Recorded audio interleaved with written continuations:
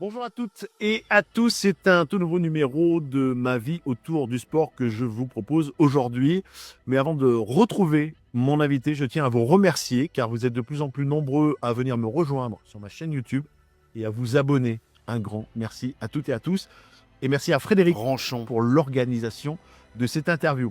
Avant de retrouver mon invité, Cédric Le Golvan. Cédric, j'ai un invité surprise pour toi. Salut Cédric ou peut-être salut Kenny, mais je pense que si j'avais dit salut Kenny, à part toi et moi, personne n'aurait rien compris. J'espère que tu vas bien, j'espère qu'en Auvergne tout se passe bien, que l'Alsace ne manque pas trop. Sinon tu sais, les crédits mutuels, il y en a plein chez nous. En tout cas, je n'oublierai jamais que ce fameux merci de rien que la France entière du football nous envie, te doit beaucoup. Alors j'espère te voir très bientôt à la Méno ou ailleurs. Salut. Jean-Luc Pilzer, la voix de la Méno. Merci Jean-Luc. Avant de retrouver Cédric Le Golvan, je tiens à remercier mon partenaire, la Team JG, spécialiste des conférences et des rencontres sportives en entreprise. Et il est temps maintenant d'accueillir Monsieur Cédric Le Golvan. Je suis moi-même alsacien, pas d'origine, d'attache, puisque je suis né en région parisienne. J'ai un petit peu voyagé avec mes parents quand j'étais petit et je suis arrivé vers l'âge de 4 ans en Alsace, à Strasbourg plus précisément. Et puis, comme beaucoup d'Alsaciens, je suis vite tombé amoureux du Racing Club de Strasbourg. Donc effectivement, du côté sportif, mon cœur balance vers l'Alsace et vers le Racing Club de Strasbourg. Mais, et on pourra en parler, j'ai eu une petite aventure avec le ballon ovale puisque j'ai fait du rugby dans ma jeunesse. Et donc, très naturellement, dans le cadre de ma mutation ici à Clermont, je me suis rapproché du rugby, de l'ASM, et je vais de temps en temps voir des matchs. Avant de parler de ta vie, de ta passion autour du sport, ça représente quoi ton travail? On gère combien de personnes? On gère combien de personnes? De manière indirecte, on a au Crédit Mutuel Massif Central 270 salariés au service de nos pas loin de 110 000 sociétaires clients. Alors évidemment, je les gère pas tout seul, j'ai des équipes, un comité de direction, des responsables de service et des directrices, des directeurs qui sont des managers de terrain au quotidien avec les équipes. Et le métier de directeur général, moi je fais souvent la métaphore du chef d'orchestre. J'ai une belle équipe, une belle philharmonie, et donc moi mon travail c'est de donner le bon tempo, d'impulser la bonne énergie pour que tous les musiciens jouent ensemble au bon rythme et de manière coordonnée. Le chef d'orchestre que tu es, quelles ont été les premières passions jeunes? Le sport, est-ce que le sport était ancré à la maison avec tes parents ou... Pas du tout. Jeune, j'étais plutôt vers la musique et je reste amateur de musique. C'est peut-être d'ailleurs pour ça que j'ai la métaphore du chef d'orchestre sur le management. Mais non, je suis pas d'une famille qui était intégrée dans le sport, pas de supporters particuliers. Et c'est bien mon arrivée à Strasbourg qui petit à petit m'a fait baigner dans ce milieu du supporterisme proche du Racing Club de Strasbourg et qui m'a amené donc là pour la partie supporter et puis pour la partie pratique de l'exercice sportif, là c'est plutôt au collège à travers les cours, à travers les connexions avec des amis qui eux étaient inscrits dans différents sports et qui m'en ont parlé et c'est comme ça que j'ai pu m'y mettre. Tu l'es, c'est quel sport? Tennis, même un peu avant le collège, le tennis, avec justement un de mes meilleurs amis qui faisait du tennis et qui m'a amené au tennis. J'ai beaucoup aimé. Après, je suis assez compétiteur, mais plus collectif qu'individuel. Donc déjà, quand on parle de valeur, ça fait déjà une vraie différence. Et puis je me suis cassé le poignet en 6e, donc ça a arrêté rapidement.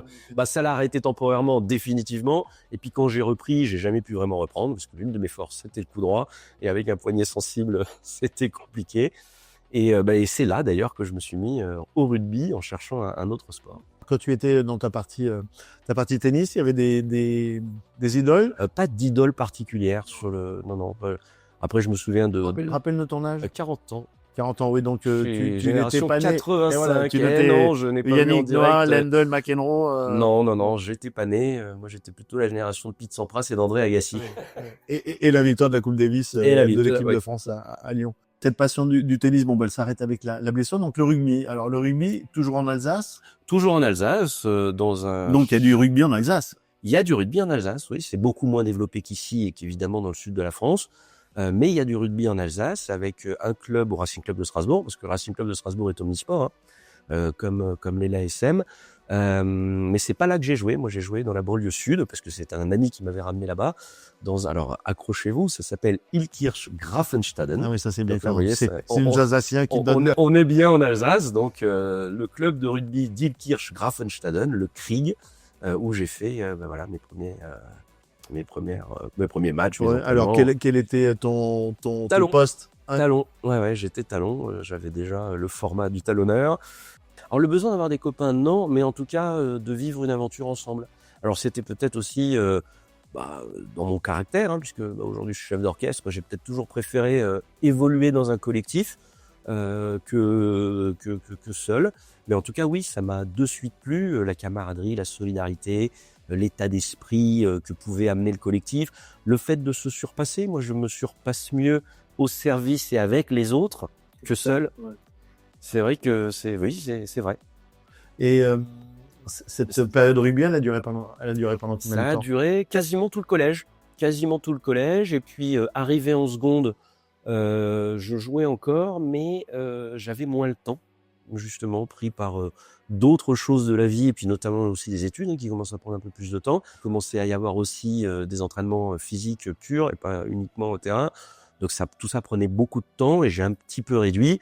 Puis forcément, quand on réduit, quelqu'un d'autre prend la place et là, j'ai pas continué sur le loisir. Et qu'est-ce qui fait que tu n'as pas basculé tout de suite dans le football? Au moment du tennis, j'ai fait du football dans mon club de quartier. Je sais pas si c'est physique ou mental, mais en tout cas, ça m'a moins plu.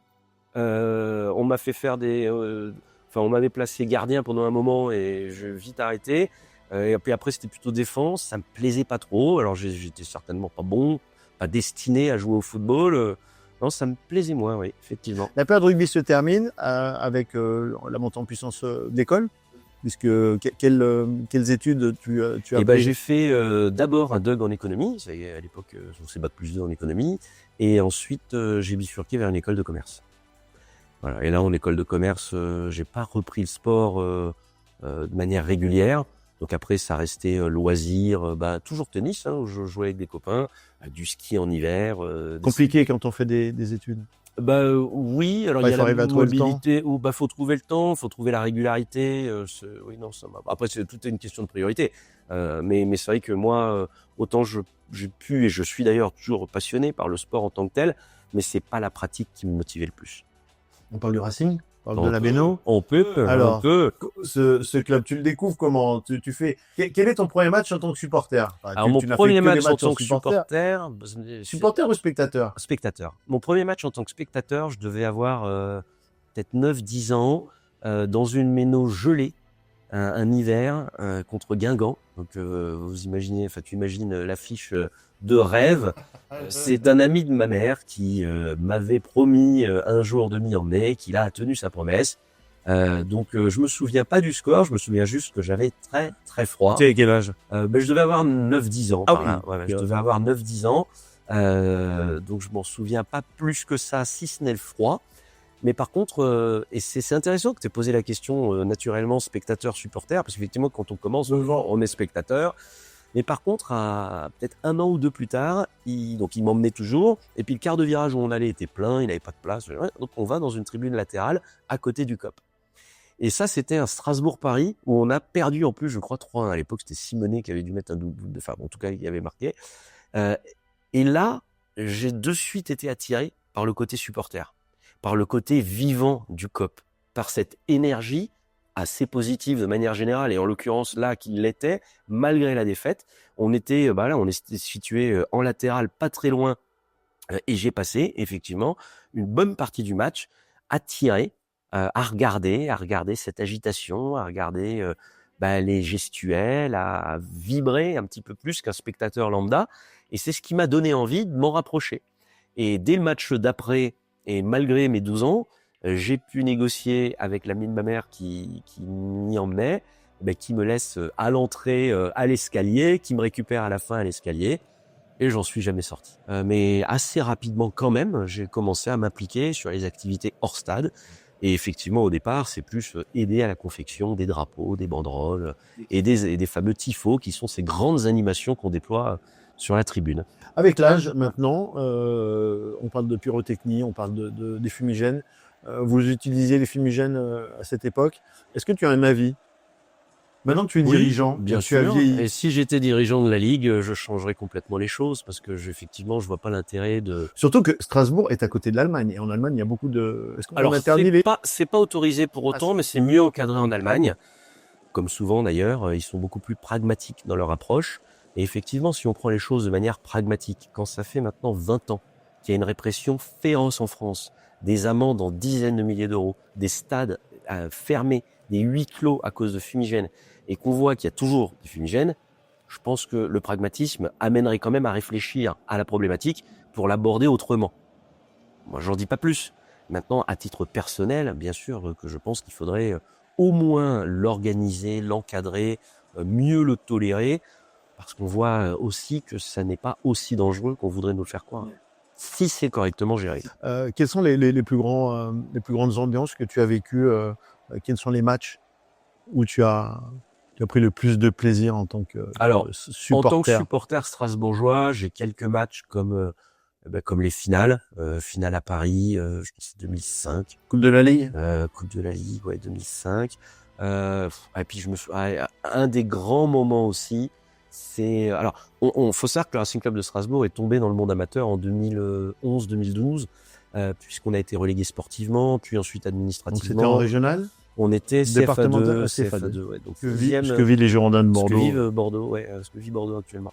Et donc en fait, on a eu toute une période pendant 7-8 ans, puisque je crois qu'on est revenu en Ligue 1 en 2016-17, sur lesquels on remontait. Donc là, c'était pas Toi, les tu as vécu toute cette remontée au stade? Oui. Tu faisais partie de ces 10-15 000 qui étaient en national? Tout à fait. J'étais abonné, toujours proche, toujours aussi membre d'une association de supporters actifs. Ouais, et ça a été, c'est pas l'ambiance là qui marque ces années-là, mais effectivement le fait qu'il n'y a plus qu'un noyau de passionnés, des spectateurs, mais surtout des supporters. Et ça, c'est vrai que ça a été une épopée assez marquante. Et je pensais à ça parce qu'il y a un moment qui est vraiment très fort en termes d'ambiance, et je pense que tout le monde s'en souvient, c'est la 90e minute plus 4, un but de Dimitri Liénard, où il faut qu'on gagne contre Lyon pour se sauver en Liga. Et après toute cette épopée, toute cette difficulté de revenir dans le monde professionnel, ce but sur coup franc, dans les arrêts de jeu, libérateur, a créé, c'était volcanique.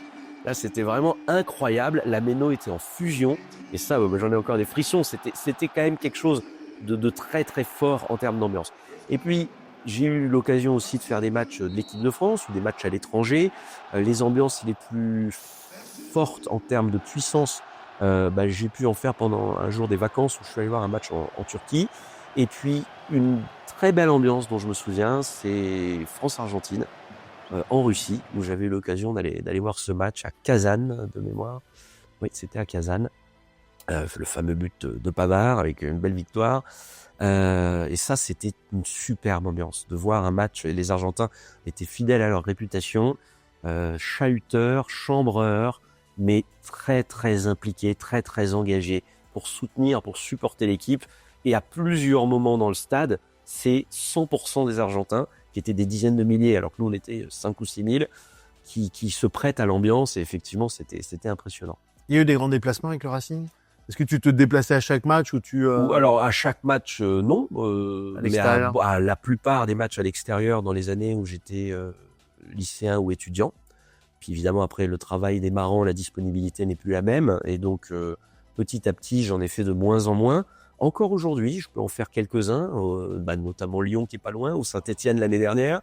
Mais oui, il y a eu des déplacements, il y a eu des grands déplacements, tant en termes de distance, où j'ai eu l'occasion, quand on avait été en Coupe d'Europe, d'aller c'était en Bulgarie, je crois qu'on avait été. J'étais en Israël il y a quelques années, en 2018 ou 2019, là, quand on avait été en phase préliminaire. Quel est le stade qui t'a le plus impressionné dans tes déplacements? Franchement, c'est le parc d'avant, le parc d'avant, effectivement, qui était, ça fera le clin d'œil à Saint-Étienne, mais qui était effectivement un chaudron.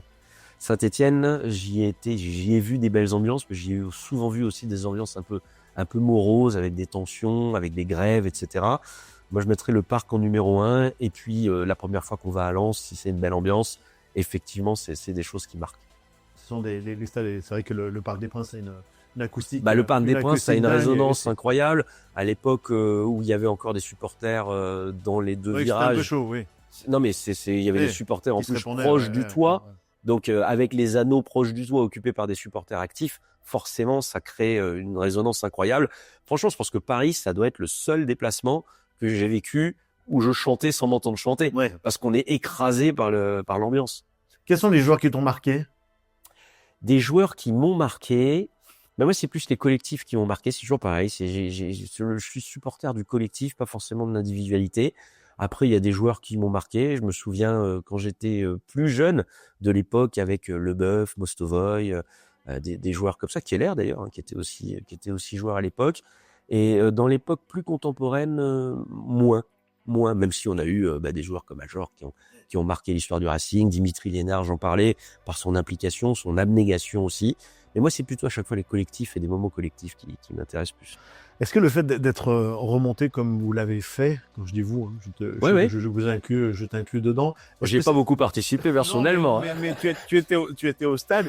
Est-ce que ça fait partie aussi des racines alsaciennes, le tempérament des Alsaciens, de toujours combattre, de toujours ne pas se laisser abattre? Je sais pas. Parce qu'il y a peu de clubs qui remontent comme ça. Regarde Bordeaux galère. Ouais, c'est vrai. Sedan, Bordeaux avance. Oui, oui. Sedan. Alors, Sedan, ça reste quand même un club peut-être avec Le un peu Mans. moins de moyens. Le Mans aussi. Ouais. Oui, mais Ouais. Bon, mais Saint-Étienne est revenu. Marseille est revenu. oui, Alors, mais de moins loin. il n'y a pas eu de descente, De il n'y a moins pas eu de rétrogradation. C'est de la Ligue 2. Je saurais pas si, là, pour le coup, je sais pas si c'est une caractéristique particulièrement alsacienne que de se battre et d'avancer, mais en tout cas, bon, effectivement, c'est l'état d'esprit qui a réussi à insuffler notamment Marc Keller, hein, qui a repris le club dans la 2e saison, pour que les équipes, petit à petit, aient vraiment à cœur de remettre le club au haut niveau. Alors, est-ce que c'est aussi peut-être la cohérence de ce projet-là qui, dès le départ, donnait une vision? On parlait avant du rôle de directeur général. Il y a une mission de leadership, de donner un cap, de donner une direction pour donner du sens à l'engagement de l'équipe. Peut-être que le dirigeant de l'époque, qui a été Marc Keller, par la clarté de son discours, de son intention, et avec des moyens financiers pour dire on peut avancer de manière cohérente, pertinente et faire ce pas à pas, ça a peut-être aussi aidé à construire quelque chose qui s'est peut-être moins construit sur les autres clubs où, bon, une fois qu'est passé le coup de la descente, on n'a pas de suite reconstruit les conditions d'une remontée à long terme. Parce qu'évidemment, se dire j'ai des moyens pour 2-3 ans, puis quand ça marche pas, on est coincé, Cannes, Mulhouse, etc. Hein. Alors que lui, avec les moyens qu'on avait, ça pouvait s'inscrire sur 8-10 ans. Et je pense que ça donne confiance à l'équipe de joueurs, au collectif, et ça leur donne justement l'énergie d'aller combattre justement et d'arriver petit à petit aux objectifs fixés. C'est une vision à long terme qui également qui se. Tout à fait, mais on qui peut est la utiliser même en dans les entreprise. entreprises, qui est la même dans les entreprises. Savoir donner du sens par l'engagement, par l'exemplarité, évidemment, mais aussi et surtout par la clarté d'intention.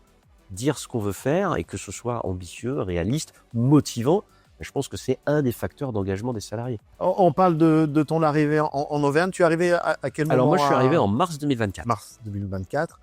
Nous sommes en janvier 2026. Si vous Voilà. écoutez cette émission en 2027 ou en c'est le tout début de l'année. En Auvergne, il y a du rugby, il y a du football. Tout à fait.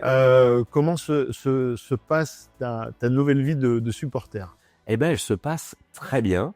Bon, comme je le disais, moi, j'ai fait du rugby, j'ai aimé le rugby. Donc, la transition du stade de football vers le stade de rugby s'est fait assez naturellement. Je suis aujourd'hui assez régulièrement dans les travées de l'ASM pour suivre les matchs. Je l'ai été quelques fois aussi au Clermont Foot. Voilà, donc ça se passe très bien. Bon, pour l'instant, qu'est-ce qui t'a le plus marqué au stade Marcel Michelin? L'ambiance, ça arrive quand même à par moment à être assez volcanique. Ce qui marque aussi quand même très régulièrement et ce qui manque quelque part au Clermont Foot, c'est l'engagement populaire. On sent vraiment un soutien. Il y a toutes les tranches d'âge, il y a des couples, des familles, des groupes d'amis, IE, IES, enfin bref, il y a de tout. Et c'est plein à chaque fois, même quand c'est 14-15 000 sur les jauges les plus basses. Donc on sent vraiment cette ferveur et cet engagement populaire. Et il y a un partenariat en plus qui s'est créé depuis Et il y a un quelques partenariat mois qui s'est créé depuis l'été 2024 ou fin d'année 2024 avec l'ASM où nous sommes aujourd'hui effectivement un peu plus acteur dans la famille de la vie, et un peu plus acteur de la vie de au l'ASM niveau du club avec les plus beaux poteaux du top 14. Je tiens quand même à le souligner. On le voit en photo et ça on le voit en photo, on le voit en vidéo. Ils sont magnifiques. Le fait d'arriver en Auvergne, alors c'est vrai que quand on a un métier prenant comme toi, est-ce que tu as encore le temps de faire du sport? Est-ce que tu... Malheureux. Alors, je l'aurais si je le voulais, mais comme disait moi, la pratique du sport, malheureusement, m'a pas passionné autant que... Parce que plutôt qu'aller voir un match, je pourrais aller aussi dans une salle ou courir. Mais bon, marcher ou faire autre chose. Enfin, en tout cas, ouais, c'est une question de goût et voilà. Donc non, j'y mets pas beaucoup de temps. De temps en temps, tu te dis, mince, il faudrait peut-être que... Même pas. J'ai parce que des montagnes, je alors, pourrais aller marcher. Oui, si. Pour moi, marcher est un sport. Hein, marcher, je marche tous les jours, ne serait-ce qu'entre chez moi et le travail. Mais non, après, oui, le week-end, aller marcher, aller profiter de la nature, qui est quand même aussi magnifique dans cette région. Oui, ça très clairement. Alors si on met marcher dans les sports, oui, effectivement, je fais un peu de sport. Tu fais un peu de sport. Je nage l'été, je fais du ski l'hiver. Tu fais un peu de pratique sportive. Quand je mets pratique sportive, c'est plus une pratique récurrente, en compétition dans un club. Voilà, c'est d'avoir un cursus entre guillemets, une implication assez régulière. Qu'est-ce qui te passionne à la télévision en sport? Est-ce que tu aimes regarder le sport à la télé? Est-ce que tu peux être coaché un week-end complet? Non, parce que là, justement, en ayant peu de temps, j'essaie quand même de pas trop regarder le sport parce que c'est vite passionnant et effectivement ça peut se coacher, donc non, tout seul non. Par contre le foot sur les grands événements, sur les gros matchs, Ligue de Champions, bientôt la Coupe du Monde, cette année, qui revient, le rugby aussi régulièrement, un petit peu le tennis. Et puis, je dois l'avouer, là, les fléchettes, le championnat du monde de fléchettes. Nous sommes deux, alors. J'ai pu regarder quelques matchs, mais là, c'était plus, j'étais avec des amis dans un bar, j'ai pu voir ça. Mais c'est seul chez moi, non. Je préfère sortir et faire d'autres choses. Cédric, on va parler du quotidien. On va parler du quotidien, mais le sport est ton entreprise, puisque le Crédit Mutuel, Massif Central, vous aidez beaucoup de clubs, vous les soutenez, vous les accompagnez. Et ça aussi, il faut être passionné de sport pour comprendre, savoir qui aider et les accompagner, j'imagine, quand tu vas aller voir les matchs de clubs que vous soutenez. Tout à fait. Et ça, c'est très important puisqu'on parlait avant de ma transition personnelle, mais c'est aussi l'entreprise dans laquelle je travaille qui, depuis des années, est impliquée dans différents sports. C'est vrai qu'on est une banque coopérative, mutualiste, donc les valeurs de solidarité, d'entraide, l'esprit d'équipe, la fraternité qu'on peut trouver dans les collectifs ou même dans les clubs sportifs, ce sont des valeurs qui se rapprochent complètement des nôtres. Nos valeurs coopératives, c'est aider et servir. Et donc ces sujets-là, la solidarité, c'est des sujets qui nous parlent. Donc très naturellement, depuis très longtemps, nos dirigeants, et aujourd'hui je le perpétue, essayent d'être très impliqués dans le monde associatif de manière générale pour l'accompagner, pour le soutenir, et dans le sport et la musique en particulier. Et ici, comme dans toutes les régions où le Crédit Mutuel est présent, nous avons à cœur d'accorder une bonne partie de nos budgets plus sur ces deux domaines-là. Sur le sport local. Et notamment sur le sport local. Et depuis longtemps, puisqu'aujourd'hui c'est très à la mode, mais nous ça fait quand même très longtemps qu'on est aussi impliqué sur le e-sport. Là c'est plus à travers le CIC et sur le sport féminin. Quand on arrive dans un nouveau territoire, est-ce que tu as amené également des idées par rapport au sport, par rapport au soutien que vous donnez au club locaux? Je donne avec le président, puisque c'est quelque chose que nous faisons ensemble. Effectivement, on discute sur les orientations, les choix. Voilà, donc après, je pourrais pas en dire beaucoup plus, mais oui, effectivement. Mais tu as amené quand même je peux amener des idées, des visions, des propositions pour faire évoluer l'allocation de nos partenariats. Qu'est-ce qui est le plus difficile maintenant pour les clubs, puisque vous êtes avec les clubs locaux? Est-ce qu'il y a des choses positives, des choses négatives? De ce qu'on voit sur le positif, le sport reste un formidable vecteur de valeurs positives qui permettent aux gens de se construire seuls et à travers les collectifs dans lesquels ils sont. Ce qui est plus compliqué, et ça c'est tout le monde associatif qui en est victime, c'est le fait que l'État se désengage petit à petit. Donc les fédérations et les ligues ont moins de moyens à allouer aux clubs locaux. En même temps, tout coûte plus cher, hein, les vannes pour aller au match, les maillots, le matériel, les ballons, enfin bref, tout coûte de plus en plus cher. Donc il y a des vrais sujets budgétaires et parfois des impasses. Et nous, là, malheureusement, on peut pas se substituer à l'État sur ces problématiques. Par contre, on peut vraiment aider les clubs ponctuellement. Et puis, il y a aussi l'engagement de bénévoles.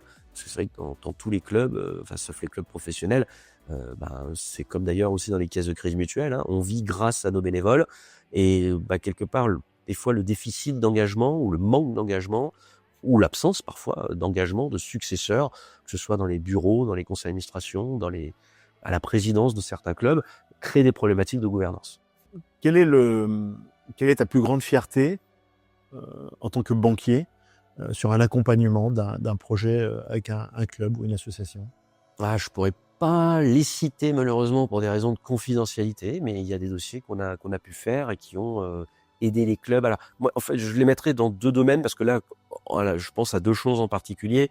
C'est quand on arrive à faire des dossiers très complexes d'un point de vue financier, sur lesquels on va aller se battre pour sortir de notre zone de confort, pour réussir à accompagner la complexité de ces dossiers, parce qu'ils sont vitaux dans la structuration, la professionnalisation des clubs.